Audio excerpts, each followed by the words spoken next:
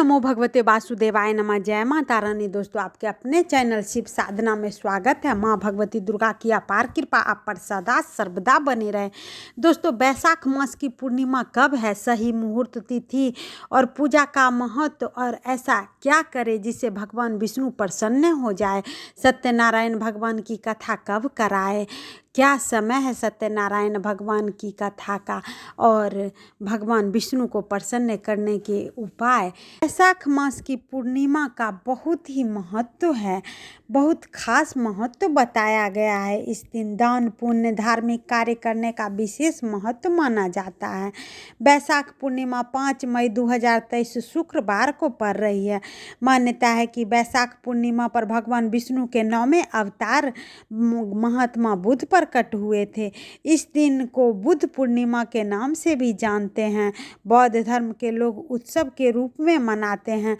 बैसाख पूर्णिमा पर व्रत करने और पितरों के नाम से उनकी पसंद की वस्तुएं दान करना बेहद शुभ माना जाता है और कर्म जयंती के रूप में भी मनाया जाता है। इसके पीछे मान्यता है कि इस दिन भगवान विष्णु के कूर्म अवतार यानी काश्यप अवतार भी हुए थे। तो आइए जानते हैं इस दिन की क्या विशेषता है और क्या महत्व है और क्या महात्म है। पंचांग के अनुसार बैसाख मास की पूर्णिमा तिथि 4 मई को मध्य रात्रि 11:44 पर ही लग जाएगी और उसका समापन 5 मई को रात 11:30 पर होगा।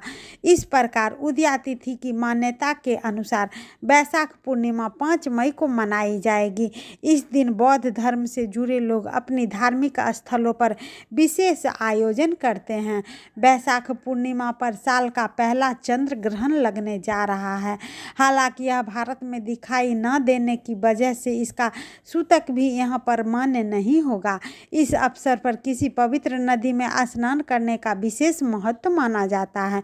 पूर्णिमा पर चंद्रमा की पूजा करते हुए उन्हें अर्घ देने से आपको बेहतर स्वास्थ्य और सुख समृद्धि की प्राप्ति होती है। इस दिन घर में सत्यनारायण भगवान की कथा करवाने का भी विशेष महत्व होता है। आपकी धन और संपदा में वृद्धि होती है। गंगा का स्नान करने से सभी दुखों और पापों का अंत होता है और कई जन्मों के पाप से मुक्ति मिलती है। बैसाख पूर्णिमा पर स्नान का मुहूर्त है सुबह 4:12 से लेकर के 4:55 पर। सत्यनारायण भगवान की पूजा का मुहूर्त है सुबह 7:18 से 8:58 तक। चंद्रमा को अर्घ देने का समय है 6:45 पर और लक्ष्मी पूजा का शुभ मुहूर्त है 5 मई को रात 11:56 से 6 मई को 12:39 तक। बैसाख पूर्णिमा के दिन इस बार भाद्रा लग रही है जो कि शाम को 5:01 से लगेगी और रात को 11:27 तक रहेगी। लेकिन विशेषज्ञों का मानना है कि इस ज्योतिषीय कारणों में इस बार भद्रा अप्रभावी होगी। बुद्ध पूर्णिमा के दिन बैसाख पूर्णिमा के दिन पीपल की पेड़ की पूजा करने का खास महत्व माना गया है। महात्मा बुद्ध को बोधि वृक्ष के नीचे ही हुई थी। बोधि वृक्ष पीपल का पेड़ है, इसीलिए पीपल के वृक्ष की पूजा करना बहुत ही शुभ फलदायी है। जल में शक्कर या फिर गुड़ मिलाकर पीपल की जड़ को सींचे और दीपक जलाए। भगवान विष्णु भी इससे प्रसन्न होते हैं। नारद पुराण में उल्लेख है कि बैसाख मास की एकादशी तिथि को अमृत प्रकट हुआ था। द्वादशी को भगवान विष्णु ने उसकी रक्षा के लिए की थी और त्रियोदशी को भगवान विष्णु ने देवताओं को सुधा पान कराया था और चतुर्दशी को देव विरोधी दैत्यों का संहार किया था। और बैसाख की पूर्णिमा के दिन समस्त देवताओं को उनका साम्राज्य प्राप्त हो गया था। अतः देवताओं को प्रसन्न होकर के इन 3 तिथियों पर वर दिया था। बैसाख मास के ये 3 शुभ तिथियां मनुष्य के समस्त पापों का नाश करने वाली है तथा सब प्रकार के सुख प्रदान करने वाली है। महीने भर नियम निभाने में असमर्थ प्राणी यदि उक्त 3 दिन भी कामनाओं का संयम कर सके तो उतने में ही पूर्ण फल पा करके भगवान विष्णु के धाम में आनंद का अनुभव करता है। जो मनुष्य बैसाख की पूर्णिमा के अंतिम 3 दिन गीता का पाठ करता है उसे प्रतिदिन अश्वमेघ यज्ञ का फल प्राप्त होता है।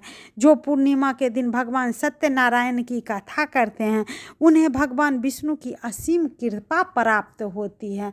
इस दिन सूर्योदय से पूर्व उठकर नदी या फिर घर में ही स्नान करके स्वच्छ वस्त्र धारण करें। ईशान कोण में चौकी पर लाल, श्वेत या फिर पीला वस्त्र बिछाकर उस पर भगवान विष्णु और माता लक्ष्मी की मूर्ति या फिर तस्वीर स्थापित कर पूजा करने के लिए पूर्व की ओर मुख करके बैठ जाएं। पूजा में पंचामृत, फल फूल, पंचमेवा, कुमकुम, केसर, नारियल, अक्षत व पीताम्बर का प्रयोग करें। पूर्णिमा में सहस्त्र नामों के द्वारा भगवान मधुसूदन को दूध से नहाकर मनुष्य पापहीन और वैकुंठ धाम में जाता है। भगवान विष्णु को तुलसी पत्र डालकर भोग लगाए।